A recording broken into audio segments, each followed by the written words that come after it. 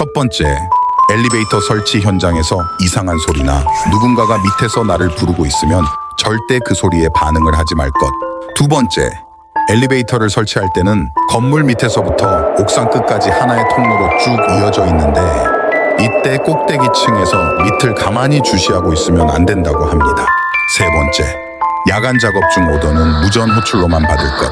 한 인부가 야간 작업 중 맨 아래층에서 내려오라는 소리를 듣고 내려갔는데 아무도 그를 부른 적이 없었다고. 엘리베이터 작업 시 사람이 말을 하면 동굴에서 말하듯 목소리가 울려서 들리는데 작업 도중 들렸던 목소리는 울리지도 않고 바로 밑에서 말하는 것처럼 들렸다고 하네요. 순간 소름이 끼쳐 고개를 내려 아래를 쳐다봤는데 무언가가 와이어에 매달려 기어 올라오고 있었다고 합니다. 첫 번째, 소리에 절대로 반응하지 말 것. 하수구 안에서 작업 중 사람 발소리가 들리는 일이 있을 것이다. 또는 사람 말소리처럼 하수구에서 나면 안 되는 소리들 말이다. 그럴 때 소리에 반응하면 이상한 게 보인다고 한다. 두 번째, 헤드라이트 중앙 부분을 응시하지 말 것. 멀리 비추고 있는 헤드라이트 중간을 응시하면 무언가가 엄청난 속도로 기어온다고 한다.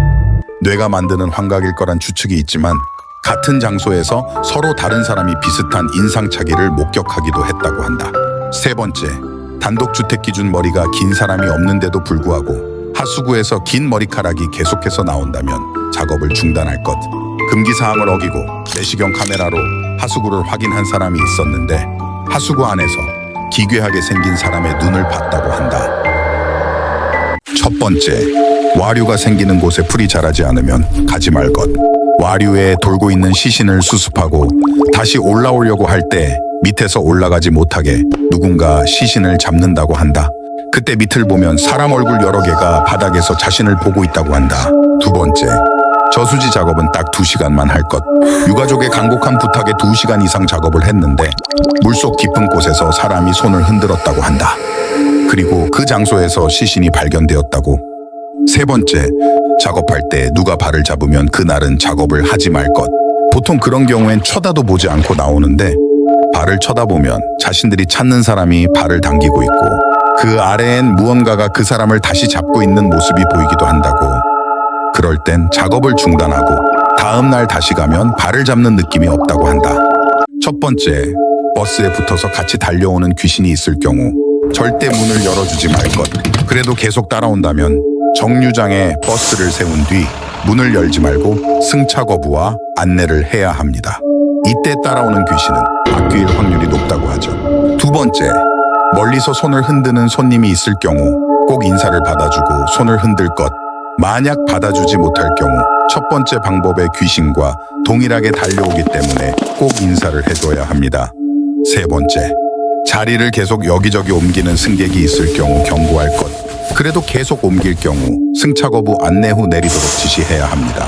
단 주의할 점은 여기저기 옮겼던 손님이 앉았던 자리에 일반 손님이 다시 앉았을 경우 무언가를 쏟는다거나 구름이 찾아오게 된다고 합니다. 첫 번째, 귀신을 봤다면 태우지 말 것. 다양한 사람을 많이 상대하는 직업이다 보니 자연스럽게 사람이 아닌 것들을 보면 알아차린다고 해요. 그런 경우 되도록 그것을 태우지 않는다고 합니다. 두 번째, 만약 태웠다면 원하는 곳까지 안전하게 데려다 줄 것. 안전하게 목적지까지 태워주면 훗날 도움이 된다고 합니다. 귀신을 태워서 가려던 길이 아닌 다른 길로 갔는데 사고를 면했다는 경험담처럼 말이죠. 세 번째, 몇 명이 탑승했는지 물어보지 말 것. 문을 열고 들어가는 행위 자체가 영가들에게는 허락이 필요한 큰 행위이기 때문에 가끔 그들이 모습을 드러낸다고 합니다. 택시기사에게만 보이고 손님에게는 그 모습이 보이지 않을 수도 있어서 친구분들이랑 놀러 가시나 봐요.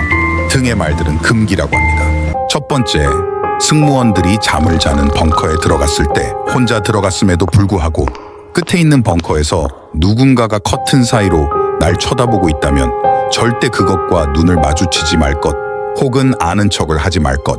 두 번째, 벙커에 들어가 잠을 자려고 할 때 커튼 아래로 사람의 발 혹은 어떤 형체가 보인다거나 내가 누워있는데 누군가가 과하게 커튼을 흔들 때는 절대 그것에 반응하지 말 것. 기내 벙커의 커튼은 굉장히 가깝게 붙어 있기 때문에 사람의 발이나 형체가 보일 수가 없는 구조이기 때문이라고. 세 번째, 갤리에서 콜벨이 울렸을 때 좌석 위에 불이 들어오지 않는다면 절대 그 콜에 반응하면 안 된다고 합니다. 비행 중 돌아간 사람의 영혼이 억울해서 못 벗어난다거나 자신이 죽은지도 모르는 상태에서 행동을 하는 경우가 많기 때문이라고 하네요. 시청에 주의해주세요. 첫 번째, 밤바다를 오래 주시하지 마세요. 바다를 한동안 계속 주시하고 있으면 자신도 모르게 바닷속으로 들어가고 싶다는 생각이 든다고 합니다.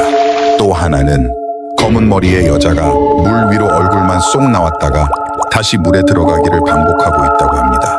원래의 모습을 알아보기 힘들 정도로 물에 퉁퉁 불어터진 여자가 말이죠. 두 번째, 휘파람을 절대 불면 안 됩니다. 선원들은 배가 운항하고 있는 중 휘파람을 불지 않는 것을 불문율로 지키고 있습니다. 휘파람을 불면 바람이 분다고 생각하기 때문이죠.